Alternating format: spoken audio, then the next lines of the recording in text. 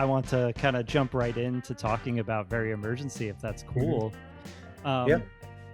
Can you tell me first a little bit about what the songwriting and prep was for this album and what kind of goals you had in making it? It was a departure from what we were previously doing with our first two records. And I think that was a total conscious choice where we wanted to write the most direct songs possible, you know? And I mean, so that was like a conscious decision going into the songwriting process and the rehearsals kind of leading up, in between tours and all that when we started working on it. It was just like how can we make we wanted it to be 10 songs and it needed to be this album didn't really happen, I don't think, like organically. Okay. It was like let's write the most direct songs, let's just you know make them short, make them like as what we perceive as perfect pop songs, or our version of that, and then put those together. One thing I've always been curious about was whether or not there was anything around that time that you guys could point to as a touchstone of like that. Like, not that you're copying that record, but these are the two or three bands who are doing what we think we want to do with this record. Was there anything that was kind of influential around that time? Well, for me, I think we were listening to a lot of Pixies at that time, and I remember like I made Jay Robbins, who was the engineer and producer of it. Yep. I made him a tape of drum sounds, and so I like mailed him this tape and I taped. I wish I remember what was all on the tape, but I do know that Bone Machine was on it, and there's probably a couple of Pixie songs where I'm like, these drums sound amazing, like let's do that. And I feel like that, and that maybe it was because we covered Gouge Away for that Pixies comp, like maybe that was sort of a small impetus to like, oh, this song rules, and it's fairly simple but powerful, and I think like Super Drag, and I mean just like any of those sort of like power pop bands that were kind of around at that sort of late 90s, we were sort of really into. I love that time period because I feel like every band was pushing each other to be more power pop, where everyone was like, oh yeah, we came from one place or another, and everyone just kind of went like, oh, but we all love this and we're gonna slide it in there. And for me, that was like my early teenage years when I was really listening to a lot of music, so that like subconsciously came in. That was a golden age. Yeah. I was gonna say, one thing I didn't cover with Brian and Bill was like what was happening around 99 and 2000. You've got Guided by Voices released Do the Collapse, which is completely sonically different from anything they had done before. It was like suddenly dialed in, and people who weren't into Guided by Voices were suddenly like, oh, this is like a radio ready rock band now. Yeah. Jets to Brazil, shortly after Very Emergency comes out, they kind of, we could talk about this probably, like alienate some of their fans by like, hey, we're going to put some piano ballads on this next album, where people were looking for Orange Rhyming Dictionary Part 2. The Get Up Kids, I don't remember them getting a lot of flack for the growth between like 4 Minute Mile and Something to Write Home About. But again, like dialed in that sound. It got prettier. It got poppier. Like this weird time between 98 and 2000, like a lot of bands. Yeah. And there was also, don't forget, No Strings Attached by NSYNC. That was another big sure. We're gonna go there. Yeah. But I mean, it's just really funny to like look back and see all these bands individually were like, oh, they're changing. Yeah. But like it also, if you look at it from like a 10,000 foot view, it seems like a lot of bands were going through a similar shift. Do you guys in the band feel like you accomplished what you set out to do? Yeah. I mean, I feel like it. I feel like we did. Like, I don't remember, because we recorded at Inner Ear Studios, and then we mixed at Smart Studio in Madison, and I don't remember like listening back to that record ever and being like, what did we just do? You know, we sort of did that for 30 degrees on our drive back, but not for, and then Nothing Feels Good. Obviously we were like, you know, like we were pretty happy with that. I believe so. When we recorded that down at Easley's studio in Memphis. But yeah, there was no, like, I think it was like, like we listened back to the final sequence and everything and final mix. And we're just like, yeah, there it is. Like, that's exactly what we wanted, you know, and we accomplished that. Can you, I hope you don't mind me like asking you kind of like nerdy stuff about, you know, like, you know, real detailed stuff, but like, can you tell me about those studios? Like, what was it like working in those studios? And I'm sure working with Jay Robbins was part of that experience too. Yeah, we had such a great time, and we learned so much from him during the Nothing Feels Good sessions or session, and you know that it was kind of a no brainer, even though we kind of like were changing the direction of, you know, the sound. He was all about it. He was super supportive of that, and the, I mean, and then being at inner ear was just sort of like, you know, I grew up on DC punk. Like Minor Threat was like my favorite band, you know, for a long time. And then, but then all of a sudden, but then now Fugazi was my favorite band, you know, like, and so, you know, it's just being in that, just this like mecca of, you know, recording history was incredible. So I was a little taken aback. I mean, and there's nothing like, you know, necessarily like special about it. Like as far as like, oh, they have this and they have that and they have this thing and it's like, I have the magical console with the great pre's. Yeah. It's like, I mean, you know, they had a very nice console and it had a very nice live room and it had a very nice list, but it, you know, and it was, I was just impressed with what was recorded there necessarily than the place itself, you know? Well, how much time did you actually spend recording? That was something we talked about that I think we did a week or two recording and then a week or two mixing. Yeah. I don't really remember how long. But yeah, it was it's just a week or two at each studio. But yeah, no, I mean it was it was incredible. And it's funny because we're all kind of basketball fans, and so the final, or was it? Yeah, it was the finals between the 76ers and the Lakers. Okay. Kind of Allen Iverson. That was a tough series. I mean, Philly took one from him. Yeah. I've been, so like, that was rough. Or like leading up to that, it might have not just been the finals, but we would, because, you know, the studio didn't really have a TV. Mm-hmm. So we would have Kim Coletta, who was in Jawbox and did DeSoto Records, and who was sort of our like de facto manager, because she went through it all, right? Like she did the major label thing. She was in this amazing band.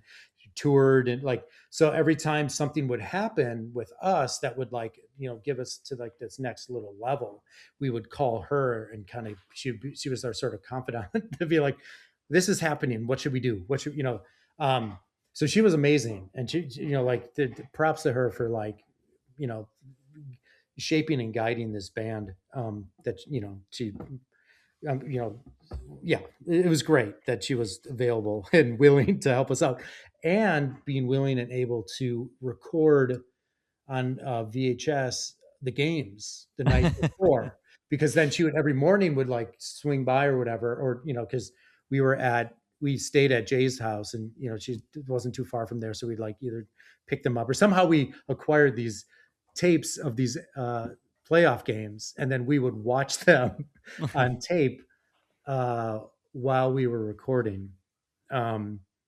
That was one memory that I have of that place. That it didn't have a TV, or we were like, or we couldn't record or whatever. And record the game. So she would have to tape them and we would watch them. And the other thing that happened on that studio, those, like Cracker Barrel. This is totally weird. like the restaurant, the triangle game, with the pegs. I mastered that. Oh yeah, where you have to jump. You have to jump one over the drums. other. Yep. I was done. Right. They're doing guitars and vocals for days and days. I have nothing else to do.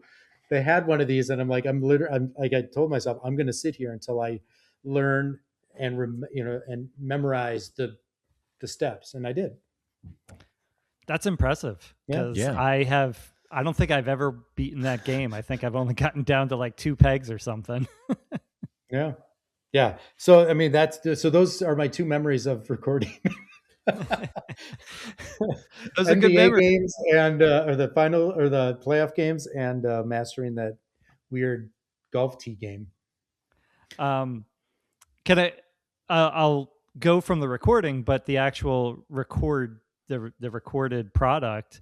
Do you ever go back and listen to it? And do you have anything like when you're listening to it, you're like, yes, we did that right? I mean, that's sort of the strange thing about algorithms and and my Apple Music. It thinks I'm my own biggest fan. I've got my own band. It works, but Maritime's Human Hearts album must be my top 3 album of all time. I get a lot of Stop Playing Guitar from Woodwater. But here and there, a Very Emergency song comes up, and those I usually kind of listen to because usually I just skip them because I'm like, ugh, I don't want to hear these. But it's always like when those songs come up on my random algorithm, I'm super proud of them. Like there's nothing I would really change about it. Like I'd be like, oh yeah, that like that made sense because I feel like we worked fairly hard at those songs and getting them exactly how we wanted to, because actually during this taking a step back to the Gouge Away Pixies cover, we had Jay Robbins come to Milwaukee and we recorded it at a studio here. And while he was in town, we were like, oh, come to our practice space. And we have this this 8-track recorder. Let's record some demos for the next record or whatever. And we were at this place on Palmer Street that was just like this, warehouse that was sort of like falling apart. There was literally a hole in our ceiling. So there was literal snow in our practice space. And wow. I remember playing these songs and seeing Jay Robbins like with mittens on, like working these this 8-track recorder or whatever it was to like demo these songs. Wow. It was insane. It was like one of these surreal moments that, because Jawbox, especially For Your Own Special Sweetheart, is like, that's an untouchable record. It's kind of an untouchable band. Burning Airlines, like everything he's done, even his new solo stuff, like Abandoned Mansions on his Unbecoming record, like is one of the best pop songs I've heard in the last, however many years. Like total genius. And it's a real moment seeing like, there's somebody that I respect so much, the huddled traders with his mittens was such a surreal moment. Like, this is crazy. He's so cool to put up with that. I remember talking with Jay once and asking this question that I never expected him to answer, certainly, but like, why he had this track record around this time of like just impeccable albums and why bands would come to him. And I think he said something about, well, I view the producer role as like engineer with like an asterisk of like, I'm an engineer, but I can give you suggestions if you want them, sort of thing. Do you remember him suggesting anything. Again, these are two very different records. Nothing Feels Good and Very Emergency. The blissful like guitars and like joy that comes out of these records is pretty simpatico, but I wonder if he had anything to say about the songs in general, about how much they resolved versus some of the tension that might have been on Nothing Feels Good. Like, did he have any suggestions when hearing these songs? He did have suggestions, I'm sure. Specifically, I don't know any of them, but like I know that, you know, because he was sort of like, he has that knack of just making you better, right? Whereas like you know, with our first record, we didn't really have that sort of thing, that sort of like vibe with that engineer.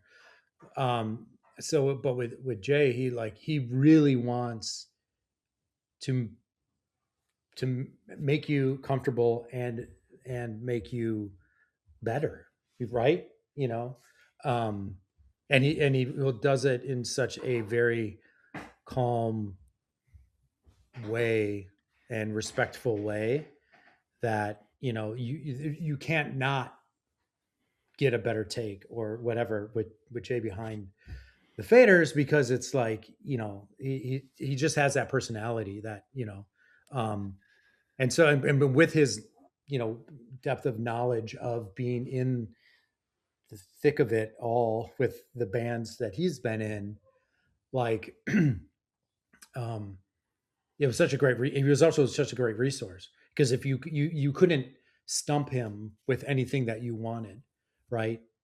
Because he's so smart about things that you're like, oh, I'm thinking about this. Oh yeah, let's do this, you know. So that was really helpful as well, you know, because I mean, I remember the only times I had trouble recording, and I remember two specific things. It was one time during Very Emergency, and one time during when Davey and I recorded the first Maritime record, Glass Floor, with Jay in Maryland.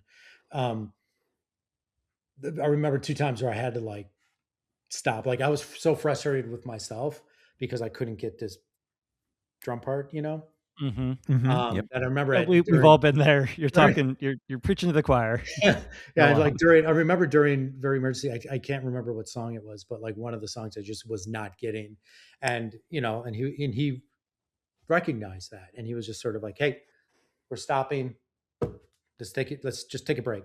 And so like I went outside, and right outside inner ear, it was like it's kind of at the dead end of this street, and then there's like a bike path that kind of goes alongside it or whatever. So I just like walked down that bike path for a while, collected my thoughts, and then came back, you know. So it sounds like somebody like that, having someone like that in the studio, someone like Jay Robbins, really helps you, or helps the band at large, overcome various challenges that inevitably arise when you're making a record.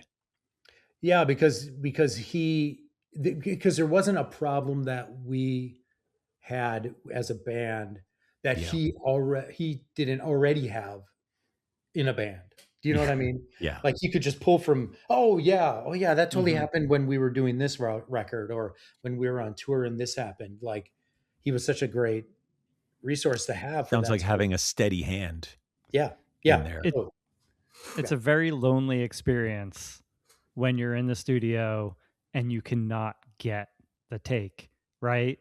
And like producer who can come in and help you get there, it removes that loneliness. Yeah. That's what, you never felt alone in that regard when working with Jay, you know, because you know he was there to be there for you. Yeah. You know. Can I ask you what equipment you were using while recording this album? Do you remember? My drum equipment? Yeah. Someone out there is going to want to know this. The exact same drum set that I am playing today. And it's the exact same drum set that I've recorded Nothing Feels Good with. It's the exact same drum set that I recorded all the Maritime records with. Oh, you gotta dance with who you came to dance with, right? That's right. That's right. And Woodwater, because we recorded in England, I recorded on whatever Jacob Studio kit was there, at the studio. So like, That one I don't sounds think different too, so that makes sense. yeah. And I don't think I brought, maybe my snare. Maybe I did bring a couple things, but I don't think we ended up using anything I brought. If I brought anything at all, I don't remember. But no, yeah, my gear is this GMS kit. It's a 2012, 14, and it's been with me for more than 30 years.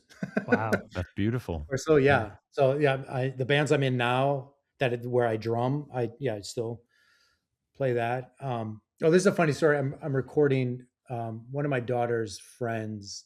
I'm helping them record. They're kind of a newer band here, and they have like 4 songs. They want to do an EP. So I'm like, oh, I'd love to record you, because That's awesome. they're the and so we're recording, and the drummer, incredible drummer, which helps. Would like he's like, oh, I don't really want to bring my kit. I'm like, oh, don't worry, I have a kit you can use. So I just set up my drums, and then he brought his snare or whatever, and he played through it. And I'm like, oh, cool, yeah, great takes. Like, yeah, he was really good. And so afterwards, we were just chatting, and we were kind of packing up. I'm like, and then I just sort of mentioned like, oh yeah, by the way, that I recorded "Nothing Feels Good" on that record. This kid like almost cried. It was really sweet. Yeah. Like, it was really yeah, it was really funny because which is again like that sort of resurgence of this band. Not really resurgence, sort of like this newer group of people that have a fondness for this band is, it's sweet. It's really, that's the only way to really say it. It was really sweet. How nice that must feel to, see a whole new crop of people, like we were talking about a little bit before, but seeing a whole new generation of people start to get kind of into these records. Mm-hmm. How nice that must feel to, like, the quality of the records and all that time and all that work, and all that adversity, to say, yeah, this music still lives. Like, that's the ultimate. I think that to me is bigger than whatever the biggest goal of, capital S success might be. Mm-hmm. Just to know that this stuff lives and breathes and continues on because of certain things and in spite of other things. Yeah. And that's definitely something I don't like take for granted at all. Like, because nobody in their, nobody needs to like remember these records, right? But they do, and that's incredible. And they should. And I highly, I appreciate it deeply.